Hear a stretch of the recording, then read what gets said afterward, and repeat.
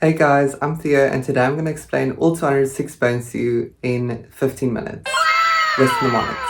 So firstly, we're going to divide the 206 bones into 80 axial bones and 126 appendicular bones. So the word axial comes from the word axis, referring to the center of the body. This will be your face, vertebrae and ribcage. And then the word appendicular comes from appendages, referring to your limbs, your upper limbs and your lower limbs. So we're going to start with the axial skeleton. Okay, so you can see that 80 axial bones are further divided into 29 skull bones and 51 trunk bones. Your 29 skull bones consist of your 8 neurocranium bones, 14 viscerocranium bones, 1 hyoid, and 6 ossicles. So starting with the 8 neurocranium bones, the first mnemonic I'm going to provide you with is step off. S is for your sphenoid bone, T is for your temporal bones, E is for your ethmoid bone, P is for your parietal bones, O is for your occipital bone, F is for your frontal bone. So the first thing you must notice about these bones is which bones come in pairs. It'll be your parietal bones and your temporal bones. I remember that it's your parietal bones because parietal sounds like the word pair. Then you just have to remember T for temporal, T for two. We can finally move to the inferior view of the brain because this makes it much easier to actually study the bones. I know it's very awkward to look at an inferior view of the brain for the first time, but this is your sphenoid bone. It is a very good place to start because it connects all the other bones and it gets its name because it has this beautiful butterfly shape. And then this first weird bone you see is your ethmoid bone. And you might be thinking, okay, if this is the back, that's the front. This is very close to your nasal cavity, and you would be correct. Then the ethmoid actually forms the roof of your nasal cavity. Then you have your frontal bone, and this is basically your forehead. And then occipital bone. So the word occipital refers to the back of your head. This area correlates with the region of your brain that is responsible for your vision. And then just to show the position of the parietal bones, they are here on top of the head. This fissure separates the two parietal bones, and then you have the frontal bone in front here. It forms a little Mercedes line, so consumer culture gets us all eventually. Okay, we can finally move to the viscerocranium. So the word viscero refers to the internal organs. Anatomists called this the viscerocranium because a lot of things you do with your face, like eating or breathing, affects your internal organs. That is why your facial bones is also called the viscerocranium. There are 14 bones and they are quite easy to remember. You have your mandible, and this is the only bone of your skull that actually moves. I remember it as Manny moves, Max stays. And you might be thinking, where on earth is Max? Max is your maxilla, and this is just the upper part of your jaw. It sits here and here. You can see here. So firstly you have your nasal bones. This refers to your nose. The one with the weird name is your lacrimal bones. Lacrimal refers to tears, so this is the part of bone that holds your tear ducts. Then you have your inferior nasal conchae. And these are cute scroll-like bones that sits in your nose. And you might be thinking, okay, but what happened with the superior truncal bones? But they fused with your ethmoid bone as you grew up. So they are no longer considered distinct bones, they are just ethmoid now. So the vomer, let's go back to the previous image, is this little bone here. V for vomer is for vertical divider, and it doesn't go all the way to the top, but it acts as a vertical divider for most of your nose.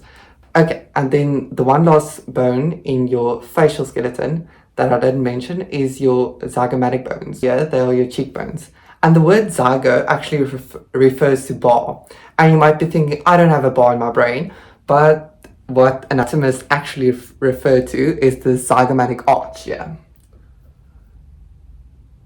Connects your zygomatic bone to your neurocranium. Then we can move to the hyoid bone. So the hyoid bone is notoriously easy to forget simply because it doesn't connect to any other bone, making the only bone in the body as this feature. And it just sits here in your neck and it tries to help you swallow. Then the part I've been hiding is the ossicles. So the ossicles is your ear bones, and they are the malleus, incus and stapes, also called the hammer, anvil and stirrup. Okay, my rant. This is your malleus, incus, and stapes. So I can see how this is a hammer, right? And I can certainly see how this is a stirrup. I don't know how that's an anvil. That is not an anvil. I've seen an anvil before. I've played Minecraft. I know for a fact that is not an anvil. I don't know what they used in ancient times. So how I remember the order of these bones is by simply using the front letter of the malleus, incus, and stapes, spelling miss. And I'll surely miss my hearing when I get old. Okay, now we can finally move to the 51 trunk bones. The first bone I'm going to cover is the sternum. The sternum is made out of 3 fused bones. Your manubrium, body of sternum, very creative I know, and your xiphoesternum. 3 bones all become fused to form one distinct bone, sternum, or your breastplate. Then you have your 26 vertebrae. And you might be thinking, oh my word, we have 33 vertebrae, you are dead wrong. But that is only true if you're a child. As you grow older, some of your vertebrae fuse. For example, your sacrum, which is initially 5 vertebrae, becomes fused to form one distinct vertebrae. And then your 4 vertebrae that forms your coccyx becomes one fused coccyx.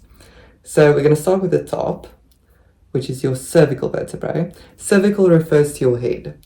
But the vertebra don't sit in your head, it actually sits in your neck here. Your thorax refers to the area of the body that is between the head and the abdomen. So your 12 thoracic vertebrae correlates with the area where your lungs and heart sits. Then you have your lumbar vertebrae. These are 5 vertebrae, L for lumbar, L for lower back. Then you have your 1 sacrum. This is your sitting bone, that's what I call it. And then you have your coccyx, which gives you a crap lot of pain if you fall on it. How I remember how many vertebrae is in each section is simply by remembering it like a telephone number, 712 511. But I've heard most people remember it by using the mnemonic breakfast at 7, lunch at 12, and dinner at 5. And you have 1 sacrum and 1 coccyx. Then something very interesting about your thoracic vertebrae is that this is the place where all your ribs connect. So 12 thoracic vertebrae equaling 12 ribs. And then how your ribs are defined is by how they connect with your sternum. The ribs that have a true connection with your sternum are called true ribs, and they are ribs 1 to 7. So their cartilage makes direct connection with the sternum. And then you also have ribs that have an indirect connection with your sternum. These are ribs 8 to 10. How they have an indirect connection is they hang onto the 7th rib's costal cartilage for dear life. You can see it here. Then you have your floating ribs. These are ribs that are only connected to your vertebrae at the back, and they just sort of hang there because there's no more space to connect on the sternum. And then we can finally get to the appendicular skeleton. So if you can remember, appendicular refers to appendages, meaning your limbs, your upper limbs and your lower limbs. You can see that your upper limbs are divided into your shoulder girdle and your free upper limbs.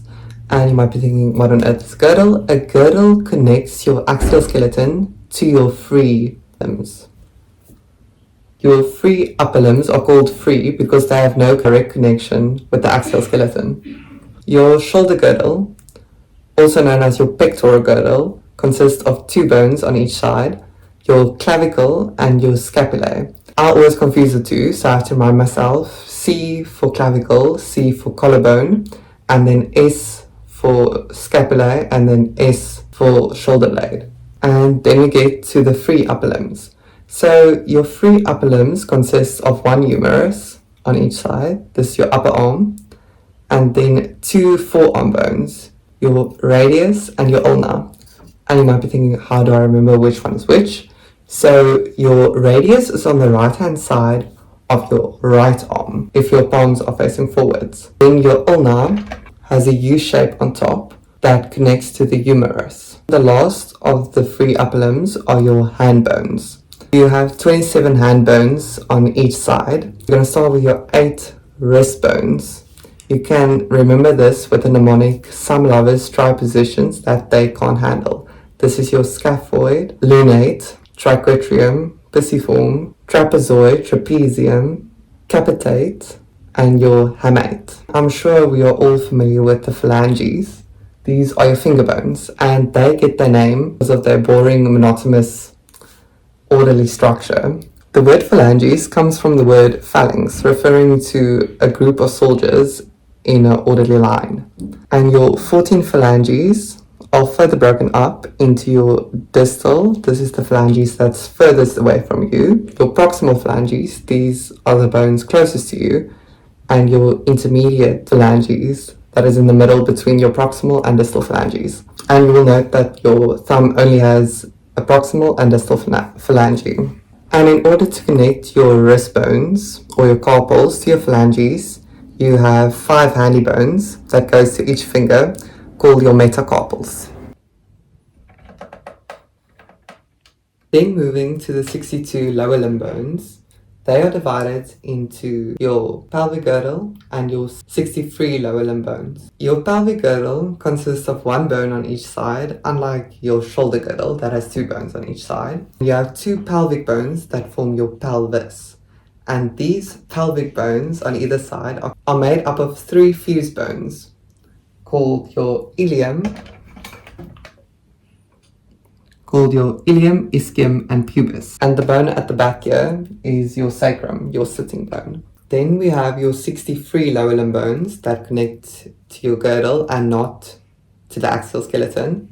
And under the 63 lower limb bones, you have 2 femurs, 1 on each side. This is your thigh bone. It's the largest, longest, and strongest. And how I don't confuse it with the humerus is I always think, okay, it's the strongest bone, therefore it can resist to the most force. F for femur, F for force. You have 2 calf bones, very similar to your 2 forearm bones. They are your tibia and fibula. And your tibia is the weight-bearing bone, and the fibula is fibbing that is carrying so much weight. It's just kind of there. I don't think they do much, but they are there. Have a kneecap. In your arm, you don't have an elbow cap. And I included a picture of the patella bone here, mostly because it looks funny. Lastly, you have your 26 foot bones on each side. Your foot bones consist of 7 tarsals, not carpals. The only study hack I have to remember that these are your tarsals and your wrist bones are your carpals is to go down in alphabetical order. So from the top, C is before T. Your 7 tarsal bones consist of your talus. This is the only bone that connects directly with your tibia and fibula. And it is like true royalty. It doesn't connect to the ground in any way, shape, or form. It sits on top of your calcaneus. And your calcaneus is the bone that is commonly referred to as your ankle, your cankles. Fifth here, we have your navicular. This connects your talus, and it is called a navicular because of this boat shape. And then fourth, we have the cuboid. I don't know why it was called the cuboid, because these 3 bones also have a cuboidal shape. But I think because it was the biggest and the baddest, it just got the cuboid name. And then your other 3 bones that was there, 3, 2, 1, are called your cuneiform bones. The word cuneiform refers to wedges. And I can sort of see how they are wedge shaped. So we start from the outside. These are your lateral cuneiforms. And then the medial or the middle towards the center is your medial cuneiform. And then in between them, we have the intermediate cuneiform.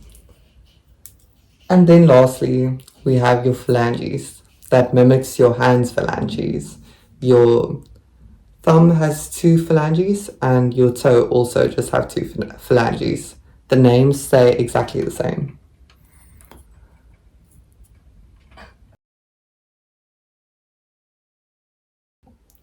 Also, if you have any video recommendations, please put them in the comments.